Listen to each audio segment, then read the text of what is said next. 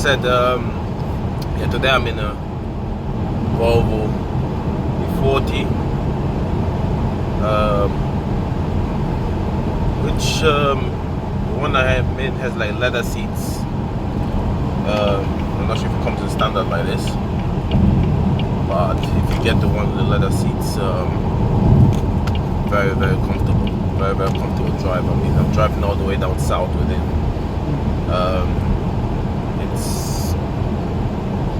It's very smooth, easy control. I would say it's, from all the cars I've been testing so far, it's probably the top in terms of value, money, and you know, and actually all the features and functionality and the drive. I mean, the only things like the acceleration is obviously not as fast as the sports I had the last time. I'm not sure what to say over there, but the acceleration is pretty decent, pretty decent. So it's the only thing where I think like it's a little bit like, I mean, it accelerates quite fast, but from all the ones I've been working so far, it's not the fastest. Steering is not as grip, not as what can I say? It doesn't feel as smooth, and you don't feel as you have just a great control on the high speed that you have on some of the other cars I've reviewed. But to be honest, overall, it's a pretty good car. It's pretty decent. So if you're looking for a company car, not even personal, but trying to say a company car, I think this is definitely on the top in terms of, like, you know, looks wise, feel wise, drive wise, price wise. I think if you have investors, I don't think they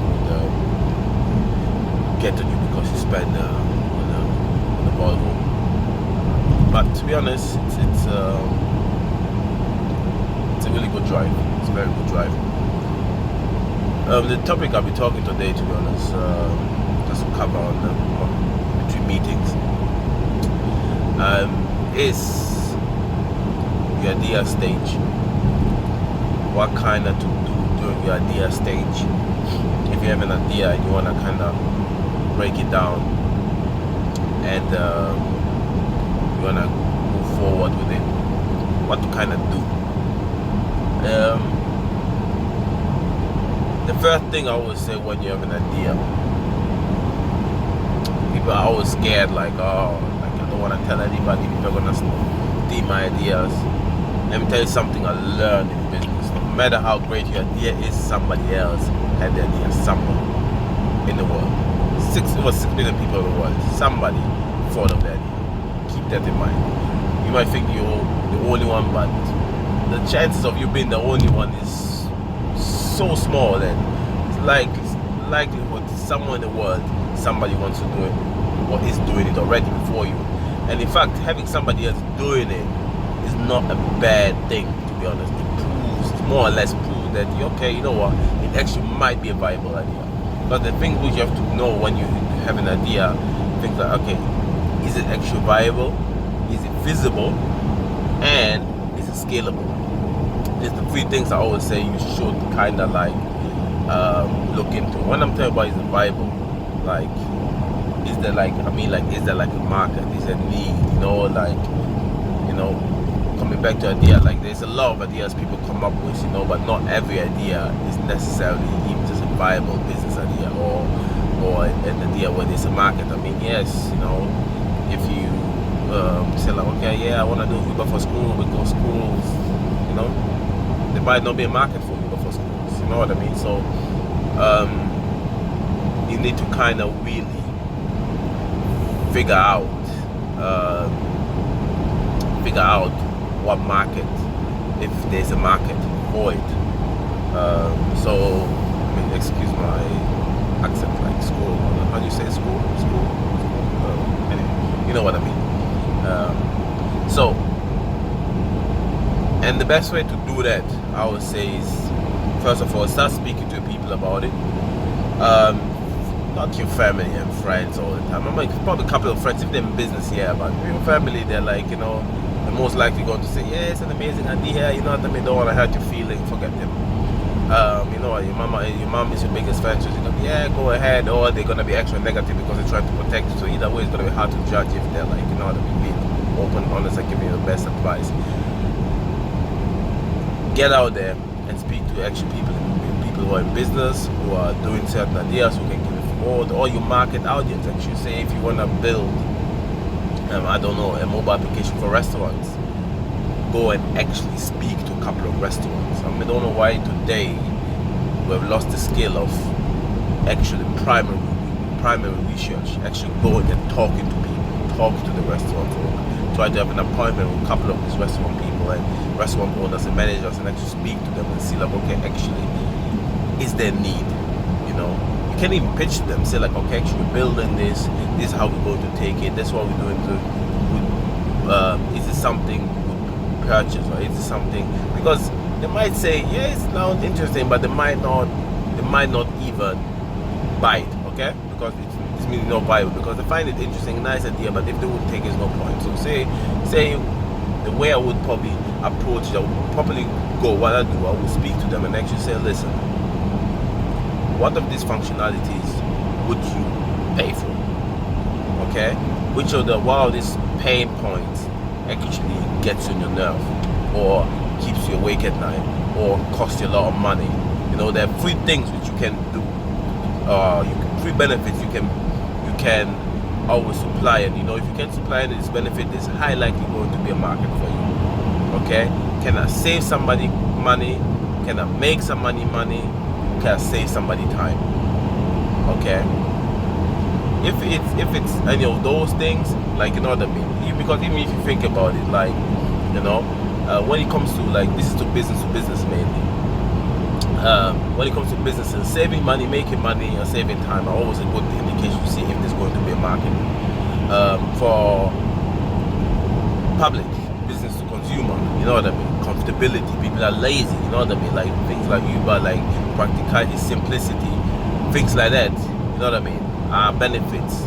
Bear in mind, your idea has to serve a benefit, so try to see, when you're talking to market, the benefits you're creating, are they willing to pay for it? This is what means that it is a viable idea. Not that, okay, there are nice benefits. Yeah, it might be a nice benefit to have, but if no customer is willing to pay for it, you're setting up a charity, you know. So think about it when you're doing your idea stage.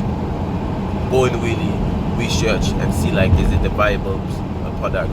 Go and speak to the people in there, your customer audience, and see, actually, you know what I mean, is a viable business idea. Secondly, I would say before you go and you start spending a lot of money and doing a lot of things, after you've done your research, so do you conduct your research, primary and secondary, yeah? And then after that, basically, before you go and you start building something, while you conduct your research, what you do is probably try to come up with the very basic MVP.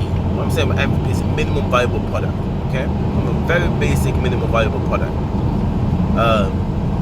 If a good minimum viable product to check out is Dropboxes.